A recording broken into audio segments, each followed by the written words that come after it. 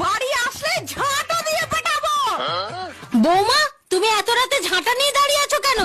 মা, আপনার ছেলে অফিস থেকে সন্ধ্যে 6টার সময় বাড়ি ফিরতো, এখন রাত 12টার সময় বাড়ি ফেরে। অফিসে ছেলের অনেক কাজের চাপ বেড়েছে, তাই ছেলে রাত করে বাড়ি ফিরছে। কাল রাত 9টার সময় টুম্পা মাগির বাড়ি গিয়ে দেখি টুম্পা মাগি জামা প্যান্ট খুলে আপনার ছেলের ওপরে বসে বসে হাওড়া শিয়ালদা হাওড়া শিয়ালদা হাওড়া শিয়ালদা করে লাগাচ্ছে। ছেলের নামে মিথ্যা কথা বলছো।